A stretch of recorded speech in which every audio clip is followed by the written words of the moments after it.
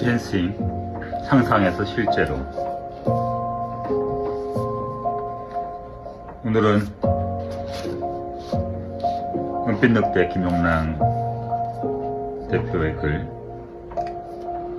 페이지 340페이지에 회피하며 상상하며 사랑한다 최악의 조합이다 라고 하는 글을 지평의 목소리로 낭독해 담아두도록 하겠습니다. 비가 내리기도 하고 빗소리가 들리는데 그래도 한번 낭독해 볼게요. 고통이 만드는 착각과 상상. 성적이 우수한 학생은 아는 것과 모르는 것을 정확히 지각하기에 자신의 예상 점수를 실제와 가깝게 맞춘다. 반면 성적이 낮은 학생은 모르는 것을 안다고 착각하여 예상 점수를 실제보다 훨씬 높게 책정한다. 성적이 높거나 낮은 것을 옳고 그름으로 평가하기 위해 자신에 대한 자각과 착각을 논하는 것이 아니다.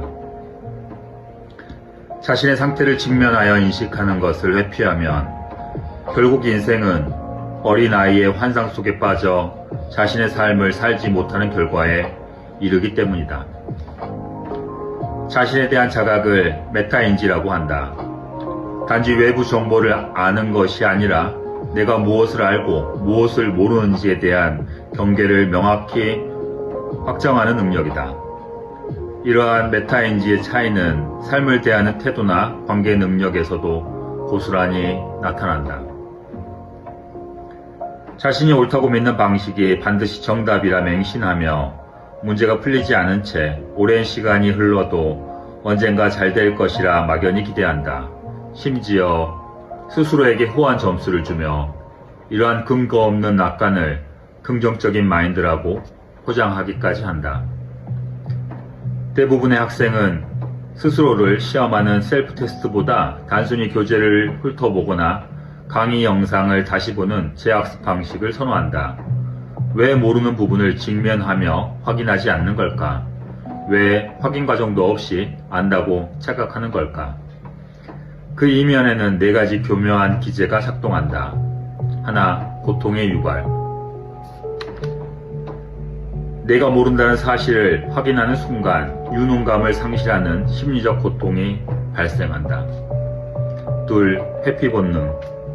뇌는 본능적으로 고통을 유발하는 상황, 테스트, 직면으로부터 도망치려 한다. 셋, 방법의 합리화. 고통을 피하며 공부하는 편안한 방식이 오히려 효율적이고 옳다고 믿기 시작한다. 넷, 신념의 왜곡. 결국 이 잘못된 방식이 나중에 성과를 낼 것이라는 가짜 확신을 생성한다. 자각은 힘들다. 그래서 우리는 회피의 대가로 상상을 만들어낸다. 여기서 말하는 상상이란 단순한 공상이 아니다. 그것은 보통 회피, 착각, 그리고 거짓이 정교하게 조합된 사고의 왜곡이다.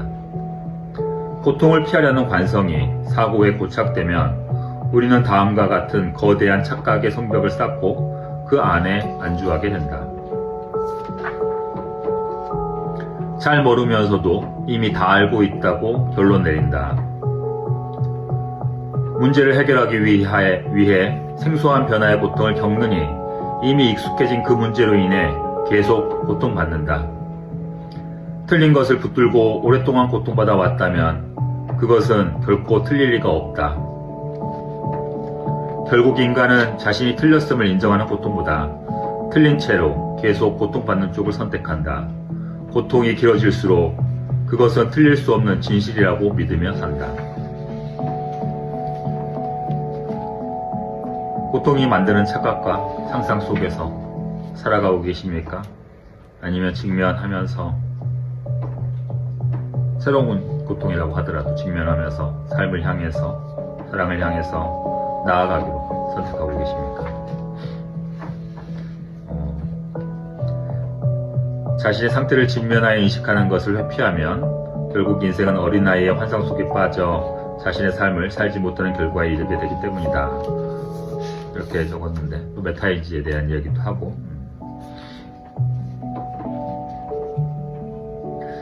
삶에서 수없이 많은 고통들이 있고, 그런 고통들을 경험하게 되는 게 인간의 삶인 것 같아요.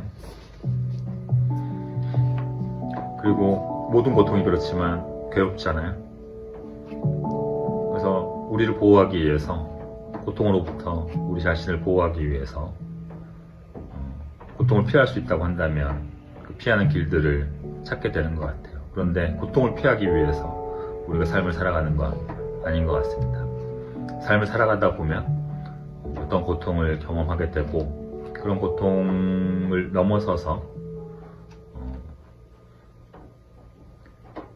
삶으로 나아가는 그런 우리가 되었으면 좋겠습니다. 저희 스승인 부트헬링거 말고 엘리 골드웰 박사 제약이론의 창시자이긴 한데, 골드웰 박사는 생각하는 힘을 키우는 것이 굉장히 중요하다고 생각해서, 이성적 사유가 중요하다고 생각해서 이제 많은 가르침을 남기긴 했는데, 그분이 했던 말 중에서 Never say I know, 안다고 말하지 마라, 결코, 이런 이야기를 종종 하시곤 하셨어요. 물론 그 다음 문장도 있어요. 결코 안다고 말하지 말고, 하늘은 한계가 없다, 이런 이야기를 남기셨는데, Sky is no limit 라고 했던 것 같아요. 근데 우리는 안다라고 하는 상태, 거기에 유능감이 있는 상태들이 좋아서 알지 못하는 상태들을 견디기를 많이 힘들어 합니다. 저 역시 그러고. 그래서 그 모르는 상태, 무능한 상태, 무능감을 느끼는 상태에서 벗어나려고 그냥 없는 척, 모르지 않는 척 하는 경우가 참 많죠. 이런 자기 기만, 외면, 그리고 약간의 거짓이 섞여서 우리가 환상 속에 살아가기 쉽다라고 하는 이야기를 헬링거의 목소리를 통해서, 또 은비늑대의 목소리를 통해서 다시 한번 접하니 좀 재밌기도 하고 스산하기도 합니다. 저 역시 회피하고 있는 것들이 아주 많이 있는 것 같습니다. 상상하고 있는 것들이 많죠. 이런 고통을 외면하기 위해서, 고통으로부터 나를 보호하기 위해서 만들었던 방어 체계들을 때로는 직시하면서 현실을 바르게 보는 삶으로 나아갔으면 좋겠습니다.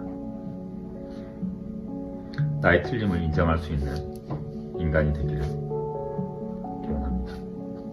감사합니다. 오늘은 말이 많았네요.